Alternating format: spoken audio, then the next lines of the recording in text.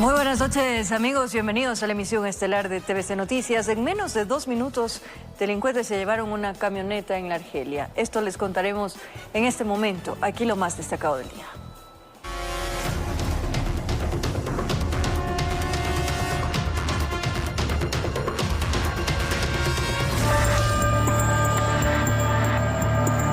Río Prieto y Macuchi, sur de Quito.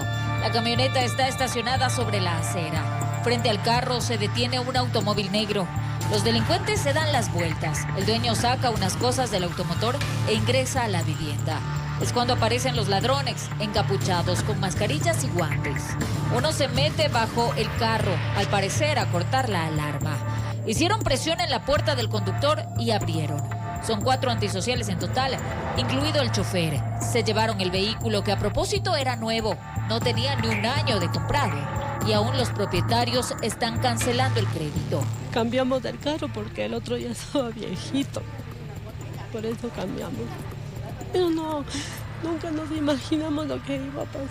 Tenía una contraseña que solo nosotros sabíamos cómo abrir. Por eso el carro no se prende. El carro no se prende. Y bajan así, como está de bajada. Se fue el carro. Unas cuadras más arriba pasó algo similar.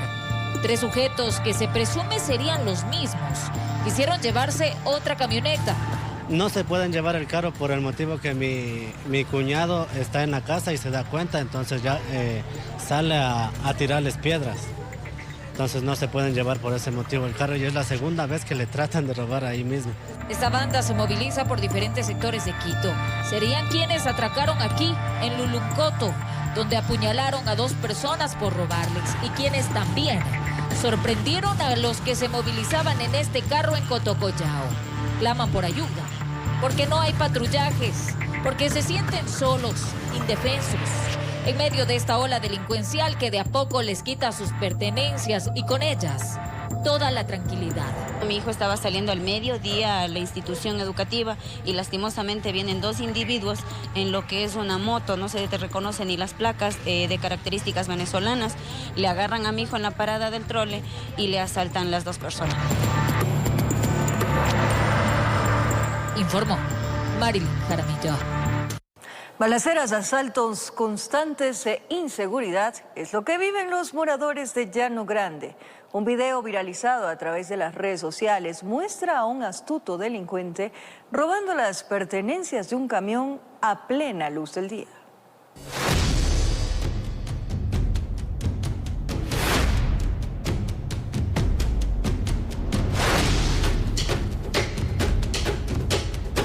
Llano Grande, norte de Quito. El camión estaba descargando las cubetas de huevo en un depósito, como de costumbre. Sin embargo, aparece en la grabación este delincuente. Aparenta ser parte de quienes entregan la carga, pero aprovecha el tiempo en el que el conductor está bajando las cubetas para llevarse los objetos de valor de la cabina. Sin el más mínimo nerviosismo, robó en segundos y se fue. Nadie se dio cuenta hasta que vieron la grabación. Y el afectado cuando entró al carro y no encontró algunas de sus pertenencias. El señor se baja de la moto, regresa al camión, hace una amague así como viendo para los lados. En eso, no sé qué le meterá a la puerta ahí, algo le mete a la puerta y ¡pam!, abre la puerta. ¿El camión estaba descargando cuántos huevos? Estaba descargando como 1000 cubetas de huevos. Dicen que los delincuentes merodean constantemente ese punto, pues hay negocios que son presa fácil. Hubo una balacera hace un par de meses, señalan. Vinieron con pistolas a amedrentar a los muchachos. Y la misma necesidad se repite. Falta de patrullajes, piden más rondas, porque no pueden vivir ni trabajar tranquilos. Informó Marilyn Jaramillo. Una persona fue detenida y una motocicleta recuperada. Además, se formó una persecución ininterrumpida. Esto durante un operativo policial realizado en Durán, provincia del Guayas. Empezó como un operativo de control en el sector de Oramas González, en Durán.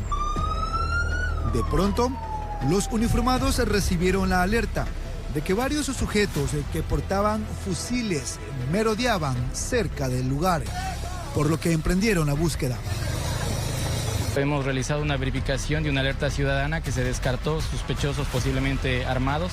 Finalmente los individuos lograron escapar. Sin embargo, los agentes continuaron con la redada, logrando recuperar una motocicleta robada y detener al conductor. Pues no menciona nada, simplemente que estaba conduciendo la motocicleta y desconocía que era robada. Sin embargo, la situación jurídica del ciudadano la resuelve la autoridad competente. Del 1 de enero al 30 de abril del 2024, en Durán han sido detenidas 400 personas, incautadas 62 armas de fuego y media tonelada de droga. Además, han recuperado 61 motos robadas, pero también han acabado con la vida de 165 personas. El tema de las vacunas extorsivas es un delito que persiste, mencionan los propietarios de negocios. ¿Qué hace la policía? Lo que nosotros necesitamos es tanto la colaboración ciudadana en un primer momento apenas se dé el incidente, y las autoridades del sistema de justicia pues tienen que también colaborar, tomando en consideración que este es un delito que golpea a la comunidad. Informó Jorge Salazar.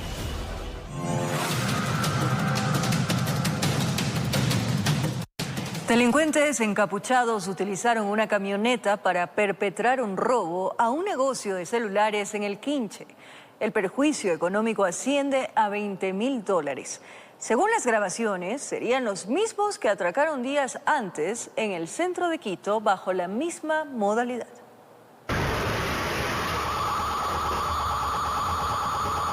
El Quinche. Es medianoche. Los ladrones utilizaron una camioneta para derribar la puerta. 3 están afuera del establecimiento con bolsas, preparados para sustraerse la mercadería.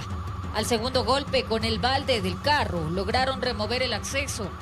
Por dentro suenan las alarmas, destrozaron la puerta Lanford. Es cuando empieza el atraco. Rompen las vitrinas con un martillo y del mostrador se llevaron absolutamente todo. Un cuarto sujeto se suma. Las bolsas van llenas. Desde otro ángulo se ve como los zampones con chompas, mascarillas y guantes se dieron el tiempo de revisar cada espacio y sustraerse lo que estaba destinado para la venta y los pagos. Pero calculando más o menos son unos 16, 18 celulares, más el dinero que tenía en caja que había dejado el día anterior para ir a depositar al otro día. En general unos $20.000. La dueña del negocio está indignada. En el lugar avanzan los trabajos para el arreglo del establecimiento. Todo hay que reponer. Tuvo que pedir prestado dinero para las adecuaciones. Porque igual ya tengo que pagar arriendo, tengo que pagar distribuidor. Y ver el trabajo de años que se llevan en 3 minutos es lo más doloroso que pueden ver. A esto se suma de que las ventas estaban bajas, pues la falta de luz impedía el pago por parte de los clientes. En ese local comercial únicamente quedaron accesorios para los teléfonos celulares.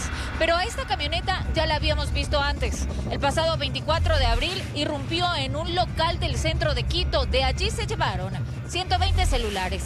Hace menos de 2 semanas ocurrió esto. Robaron un local de electrodomésticos y artículos tecnológicos.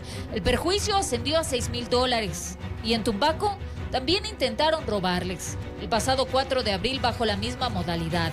La afectada presume que son los mismos. ¿Tú trajiste todos tus equipos de allá para acá? Sí, porque dije me van a robar allá. Y me traje acá porque como es un pueblo pequeño, se podría decir, nunca ha pasado nada de este tipo de cosas. Ya pusieron la denuncia, aunque sepan que eso no va a cambiar esta cruda realidad.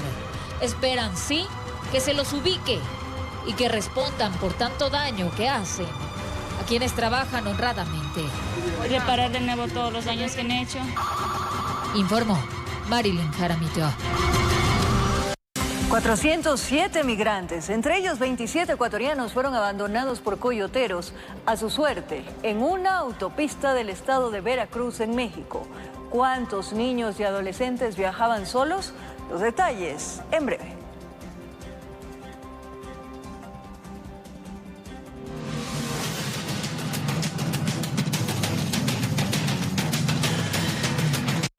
A través del uso de escáner, la Policía Nacional de la provincia del Carchi logró detectar 2 tanques de gas contaminados con marihuana en su interior. La persona que intentaba ingresarlos al país registraba boleta de captura por tentativa de asesinato en la provincia de Cotopaxi. El escáner da otro golpe a los microexpendedores de sustancias estupefacientes. Increíble pensar que en estos tanques de gas se haya podido camuflar 13 kilos de marihuana en cada uno de ellos. Personal de la UCOF, en un control en el sector conocido como Guagua Negro, pudo detener un vehículo de transporte público en el que viajaban hasta el interior del país con la droga camuflada en estos cilindros. En tanques de gas la primera vez, entonces eso nos alerta como Policía Nacional de poder revisar toda la mercadería que está pasando por aquí por la provincia, y como les digo, es de gran ayuda los escáneres porque anteriormente tenemos que hacer otro tipo de técnicas para poder identificar estos pasos. Agentes de criminalística lograron fijar las evidencias para continuar con las investigaciones que determinen el origen y el verdadero destino a dónde iba la sustancia, que por la calidad tenía como finalidad la comercialización por dosis, es decir, microexpendio. La ruta que habría tomado este ciudadano serían las trochas para ingresar a Ecuador. Varias envolturas de sustancia vegetal color verde. Se va a poner órdenes de la autoridad competente, obviamente, a esta persona para que nos indique el tema de su legalidad. Una vez determinada la identidad del sujeto, se logró establecer que Sergio B. fijaba antecedentes por tentativa de asesinato. Es requerido por las autoridades judiciales en la provincia de Cotopaxi, sin descartar que la sustancia adquirida en Colombia sería para una organización delictiva que se dedica al microexpendio. Este señor ya posee una boleta activa por tentativa de asesinato, entonces él ya se presumiría que estaría dentro de una organización delictiva. Con cámaras de José Cedeño desde Tulcán, informa Miriam Enríquez.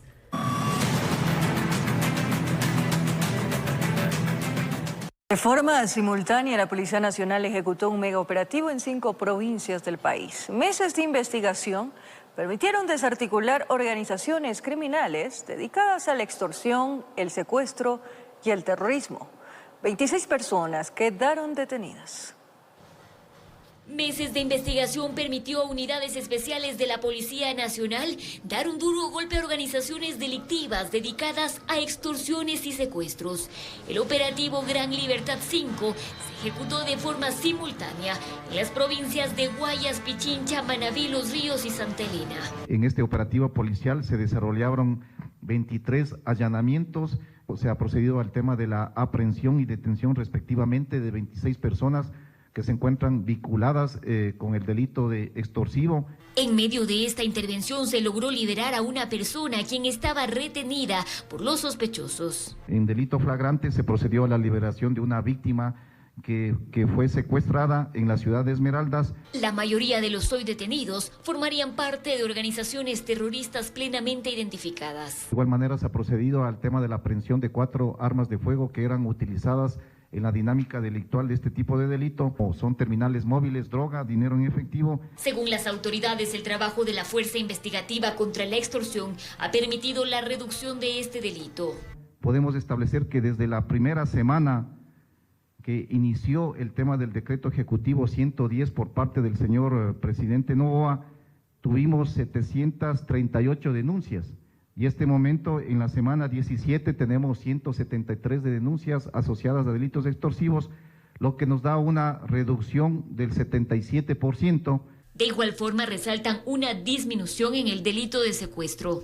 Tuvimos 39 denuncias de delitos de secuestro y este momento, en la semana 17, tenemos 13 eventos, lo que nos da un resultado de una reducción del 67%. Y es que en total los operativos Gran Libertad han dejado 350 detenidos, 30 personas liberadas, decenas de armas de fuego, municiones, vehículos, motocicletas y más evidencias. En Quito informó Adriana Rojas.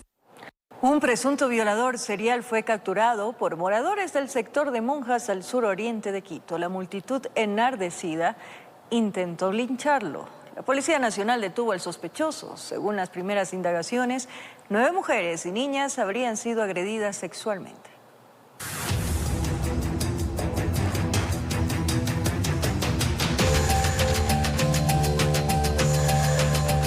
Hace aproximadamente un mes, una menor de 15 años habría sido sorprendida y atacada sexualmente por un desconocido.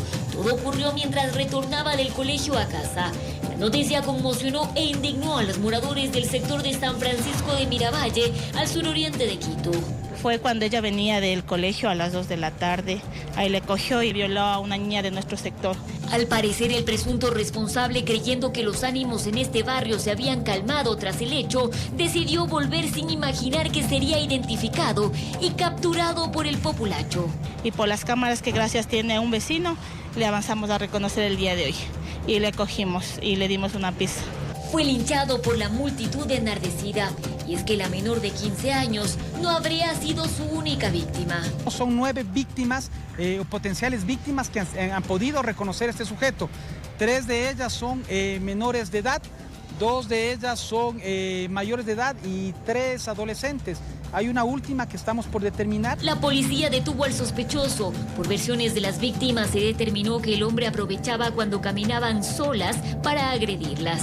Un depredador que aparentemente escogía y seleccionaba a sus víctimas al momento que se encontraban descuidadas, al momento que se encontraban circulando solas. Aparentemente las llevaba a lugares de difícil acceso, lugares oscuros, y procedía aparentemente lo que conocemos, recalco una vez más, este presunto sospechoso a agredirla sexualmente. Edison M., de 42 años de edad, tiene antecedentes penales por el mismo delito del que hoy se le acusa. 4 aprehensiones en su historial delictual, 1 por robo y 4 por violación. Hasta el día de hoy se contabilizan 9 denuncias presentadas. Estamos hablando de una persona que va a ser requerida por la policía, por la justicia, y va a ser puesta a órdenes por la Policía Nacional por delitos sexuales. Estamos hablando de un depredador sexual, posiblemente de un violador serial. Pero eso no es todo. Según sus registros, en el 2016 salió de la cárcel mientras cumplía una pena de 12 años. Nosotros conocemos que salió de la cárcel, fue de la cárcel del Turi en el año 2016, justamente por un delito de carácter sexual. Además, en poder del hoy detenido se encontró un arma blanca y dosis de marihuana. En Quito informó Adriana Rojas. En la ciudad de Cuenca, un menor de edad fue detenido acusado de ser el presunto autor de violaciones y abusos sexuales a varios niños y niñas. Luego de una exhaustiva investigación, la DINAPEN pudo dar con el adolescente.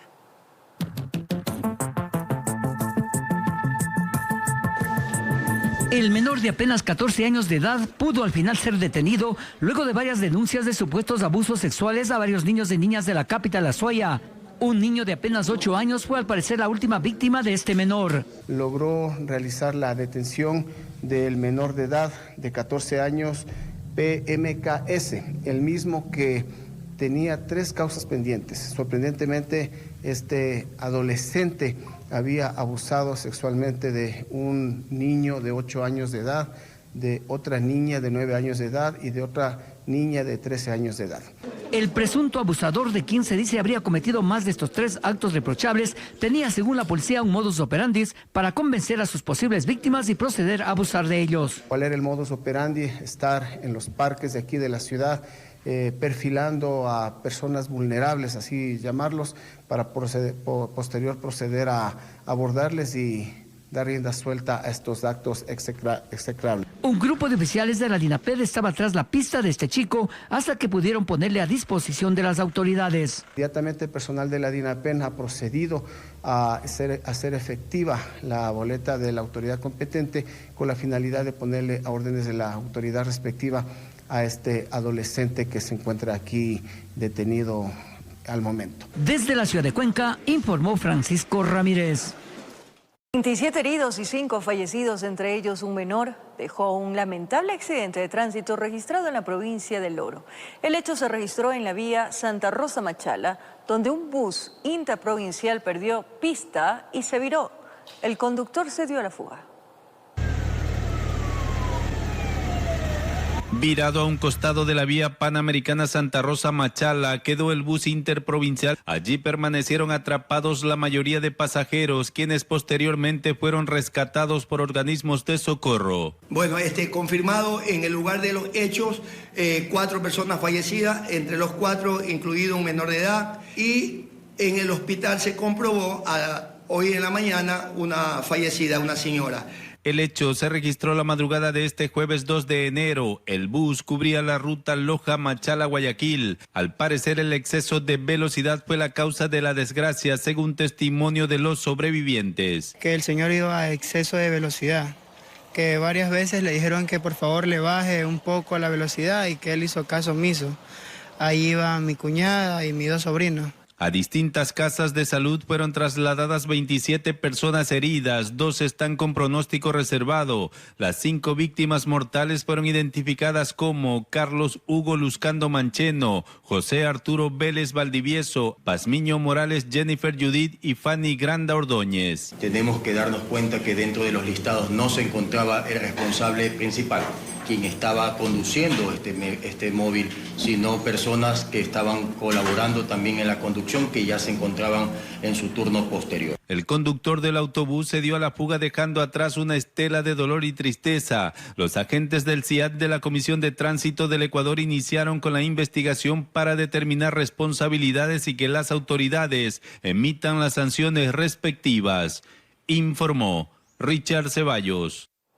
La Policía Nacional, junto a otras instituciones, ejecutaron operativos en talleres mecánicos de la ciudad de Guayaquil, donde se encontraron vehículos de dudosa procedencia.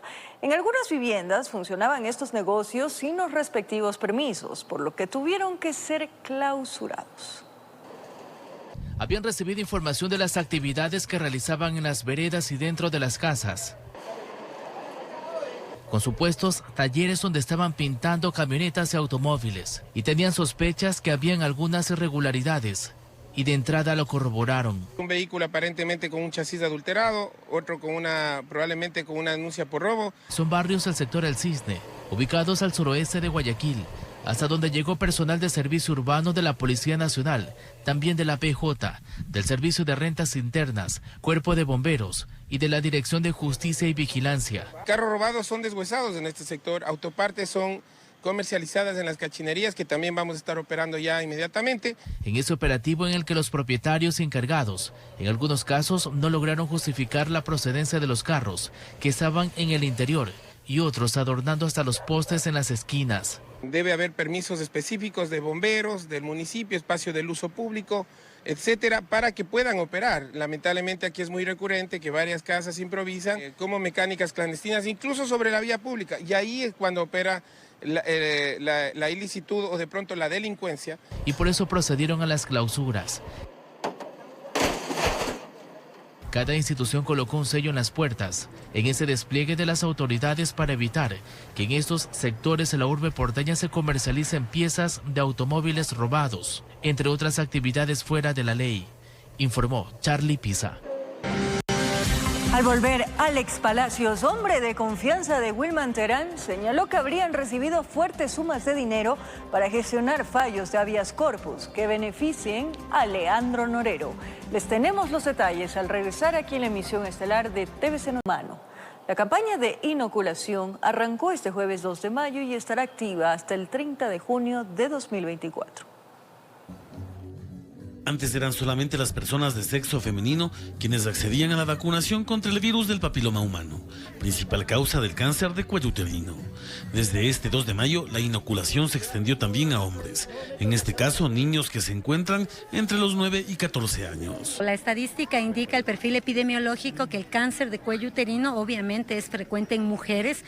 Una vez que tú tienes la infección, puedes desarrollar el cáncer. Pero en los últimos años se ha visto una incidencia más elevada de cáncer de pene por virus de papiloma humano. En concreto, la campaña de vacunación impulsada desde el Ministerio de Salud, en coordinación con el Ministerio de Educación, plantea que la dosis única de esta ampolla que previene del papiloma humano sea administrada a no menos de 595,000 menores de establecimientos educativos a escala a nivel nacional. En la campaña tenemos aproximadamente 137,058 niños programados a inmunizar dentro de las instituciones educativas. Sí, bueno, les pedimos a los padres de familia que permitan y que consientan que sus hijos y sus hijas sean vacunadas dentro de los establecimientos educativos una vez que el Ministerio de Salud Pública haga las visitas a estos respectivos centros. En Ecuador, según información del Ministerio de Salud Pública, la mortalidad causada por el cáncer de cuello uterino, que forma uno de los distintos tipos de cáncer que produce el virus del papiloma humano, tiene una tasa de mortalidad de 11.9 por cada 100,000 habitantes. Bueno, es muy importante para todos los niños, como digo, no hoy o mañana, sino en el futuro, para que ellos se protejan de enfermedades peligrosas para ellos. Es muy importante y como padres debemos apoyar esta campaña también, porque es muy importante como padres apoyar, porque de nosotros depende el cuidado de los niños. Los datos médicos indican que una de las mejores formas de prevención contra el papiloma humano es la inmunización de niños o adolescentes antes del inicio de la vida sexual. Informó Javier Rosero. A 5 meses del inicio de la operación del Metro de Quito, 2 de los 18 trenes están paralizados por la falta de mantenimiento técnico y mecánico.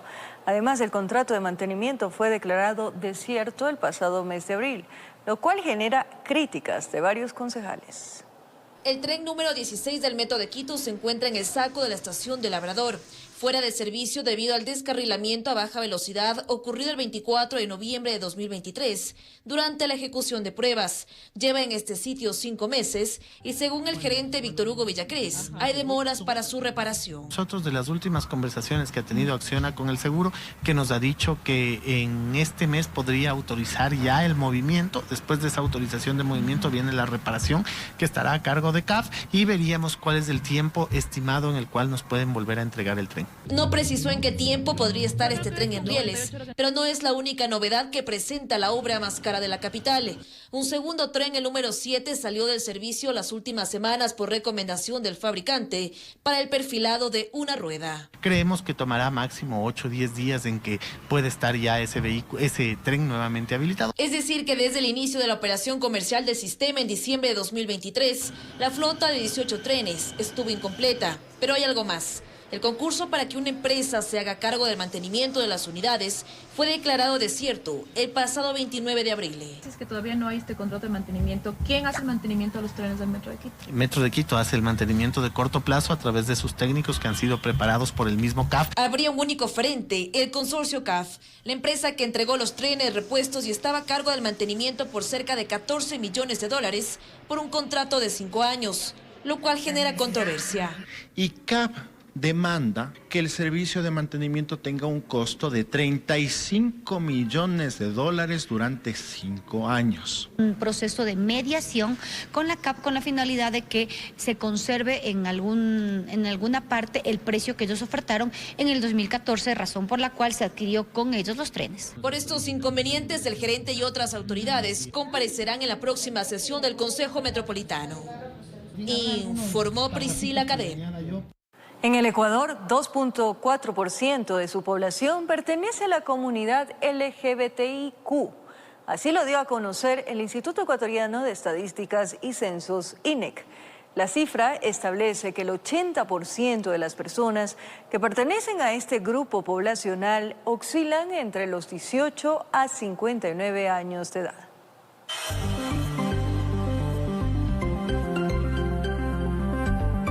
Ecuador se convirtió en el primer país en la región en levantar cifras sociodemográficas o de condiciones de vida de la comunidad LGBTIQ.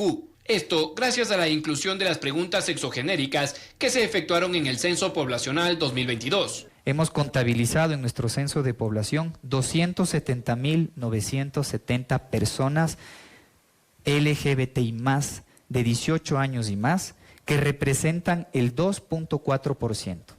Las cifras establecen que el 80% de la población LGBTIQ tiene entre los 18 y 59 años de edad y que cerca de un 20%, es decir, 2 de cada 10 personas pertenecientes a este grupo, sobrepasan los 60 años de edad. Del total de la población LGB+, tenemos que el 55% son lesbianas, 36.1% como gays, 7.1% como bisexuales y 1.8% como todos los demás categorías.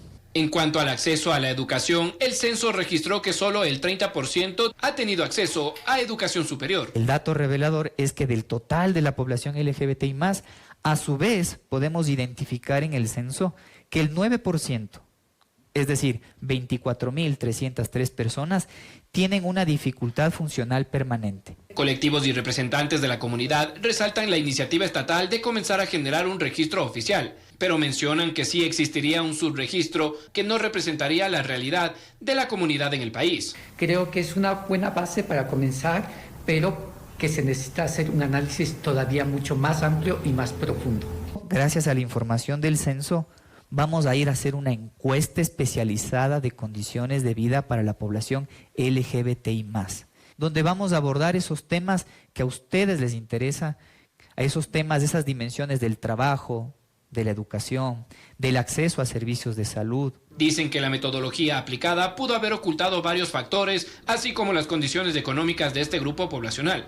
Nos da cuenta de que mucha gente posiblemente tiene temor todavía de expresarse. La metodología, como decimos, no era la más adecuada. Existen otras maneras de obtener estos datos. Por ejemplo, los datos que se presentan de quienes contestan son personas con un estándar de situación económica y educativa medio y media alta. Entonces, ese es un primer dato que posiblemente nos está indicando que quienes contestaron son personas educadas y empoderadas. Eso no significa que personas que no tienen un nivel educativo alto no hayan podido contestar por diferentes factores. Enfatizan que tienen la esperanza de que este censo sea un primer paso para la generación de políticas públicas incluyentes en el Ecuador.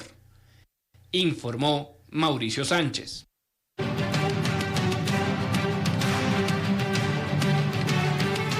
Alex Palacios, hombre de confianza de Wilman Terán, señaló que habrían recibido fuertes sumas de dinero para gestionar fallos de habeas corpus que beneficien a Leandro Norero.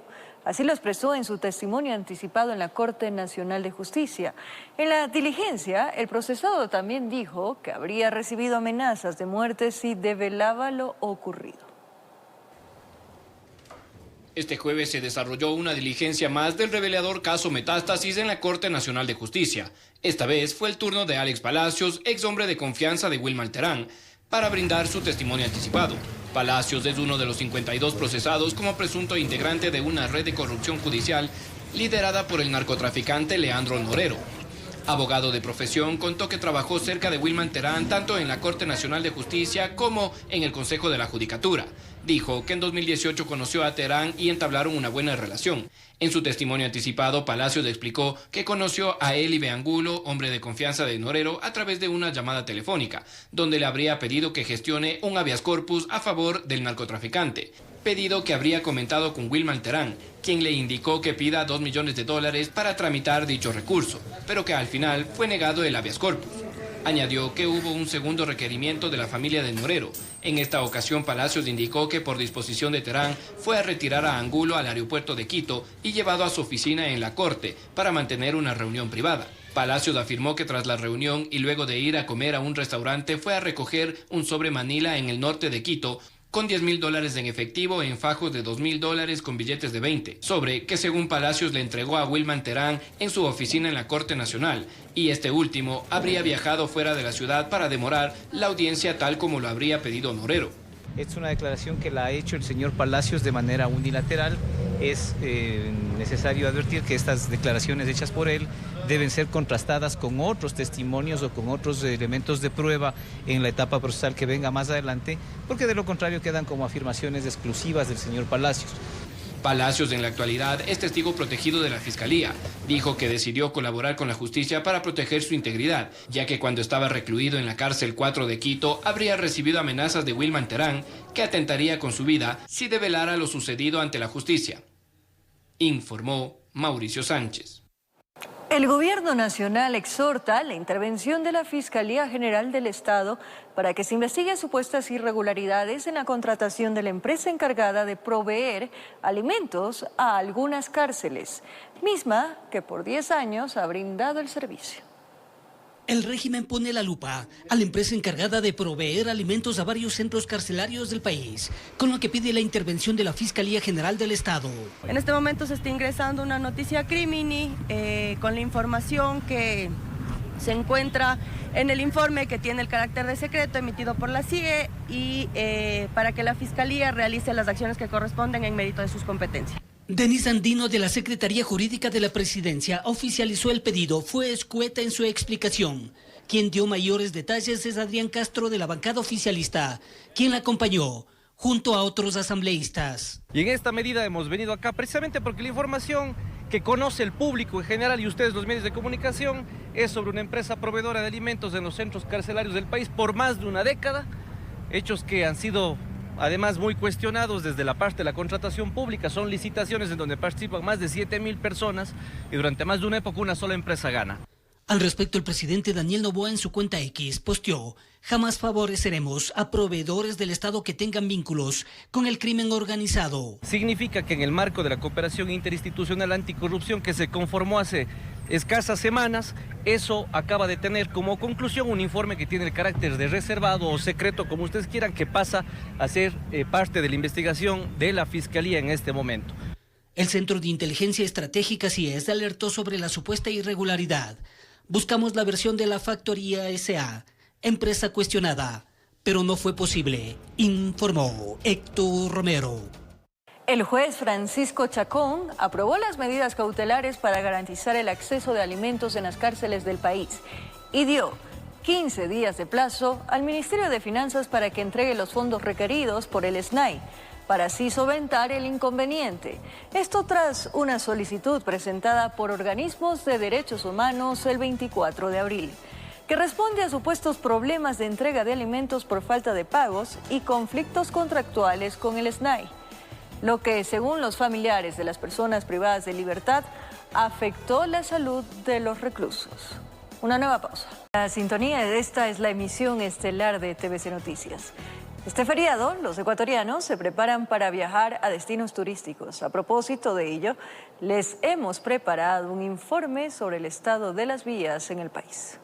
Si está preparando sus maletas para viajar durante el feriado por el Día del Trabajo, le recomendamos conocer el estado de las vías antes de que salga de su casa. Por eso, tome en cuenta lo siguiente. Con corte 5:15 de la tarde de este jueves 2 de mayo, existen 4 vías en el Ecuador que presentan cierres totales. En Cañar, la vía E47, Huigra, El Piedrero, colapsó en el sector 1 de mayo. Algo similar pasó en la vía E40, Chud, Cochancay, La Troncal, El Triunfo, que también está cerrada. En Chimborazo, en cambio, la vía E35, Riobamba, Balvanera, Alausí, Huasuntos, Chunchi, igualmente se encuentra cerrada. Y en Napo, la vía E45, Tena, Puerto Napo, Capricho, se encuentra también cerrada por trabajos de mantenimiento. Si se pregunta sobre la vía La Costa desde Pichincha, tome en cuenta que la vía Las Mercedes se encuentra en muy mal estado, con baches, huecos y zonas muy irregulares.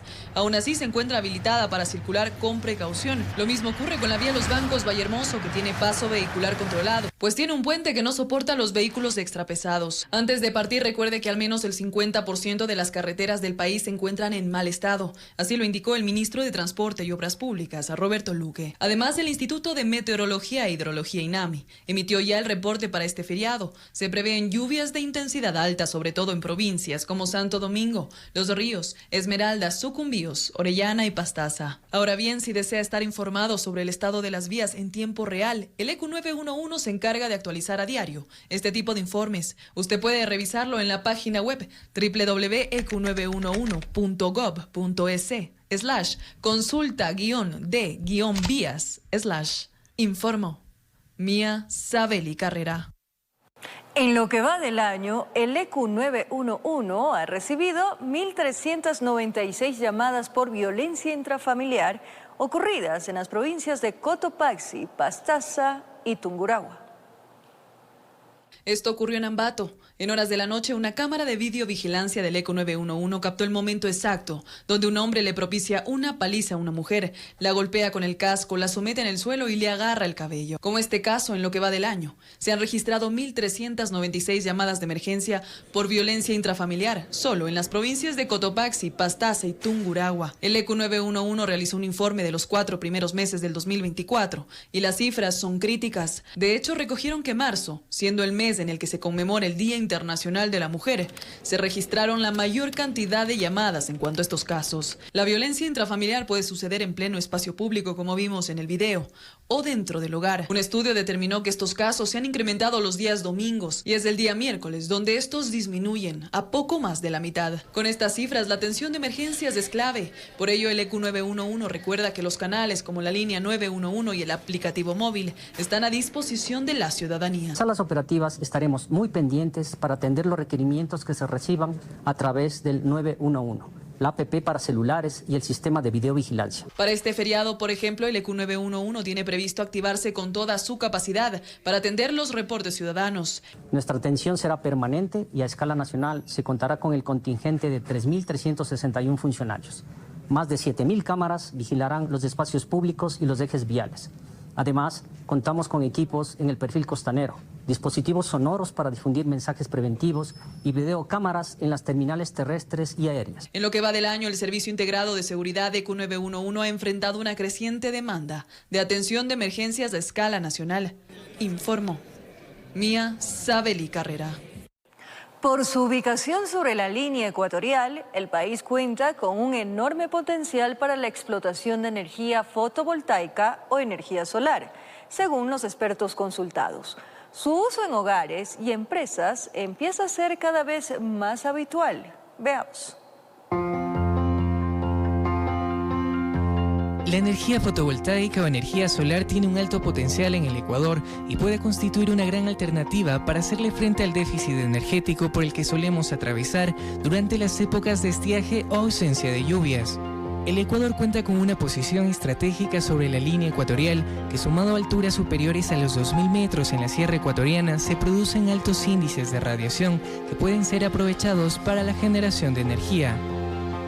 El país, al estar en la línea ecuatorial, recibimos radiación de forma perpendicular y los sistemas de generación fotovoltaica no necesitan unos sistemas de ángulos que tienen en otros lados para poder captar la energía solar de forma perpendicular. A nosotros ya no llega por donde nos encontramos. Groneberg indica que los costos de instalación de este tipo de energía son mucho menores a los que demanda la construcción de proyectos hidroeléctricos. Además, logísticamente serían de fácil implementación. Con el tema de energía solar, en cambio, tú no necesitas infraestructuras tan grandes. Tú lo que necesitas son terrenos, poniéndolo de forma muy didáctica. Y la energía solar ha avanzado tecnológicamente para ser de fácil implementación y de implementación rápida. En el país existen ya varias iniciativas públicas y privadas enfocadas en el uso de energía solar, una de ellas ejecutada por la empresa eléctrica Quito, que se ha encargado de la instalación de paneles solares en aquellos hogares que se encuentran apartados del Sistema Nacional de Transmisión. Por parte de la empresa se indica que cada panel solar puede generar hasta 400 vatios de potencia, energía suficiente para satisfacer las necesidades de un hogar promedio. Hemos hecho un análisis de los consumos promedio de cada una de las viviendas y en función de esto se ha desarrollado el sistema fotovoltaico, que tienen la capacidad de usar un televisor, un computador, un refrigerador pequeño, la iluminación.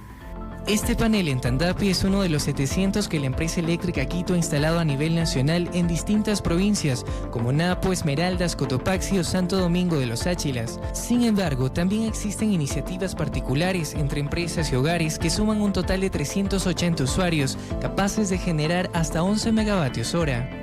Pueden instalar a su costo sistemas fotovoltaicos o cualquier otro tipo de generación de energías renovables no convencionales para generar su propia energía. Entonces técnicamente podría llegar a pagar cero en su factura. Los expertos consultados coinciden en que el país tiene un enorme potencial para la explotación de energía solar. Además indican que los costos de instalación se han abaratado con el paso de los años. Para una vivienda promedio, por ejemplo, el costo de instalación de paneles solares estaría entre los $800 y $1.000. Momento de despedirnos, amigos, que tengan un buen feriado. Mantendremos nuestra programación regular, así que los esperamos en la emisión estelar a las 22 horas del día de mañana.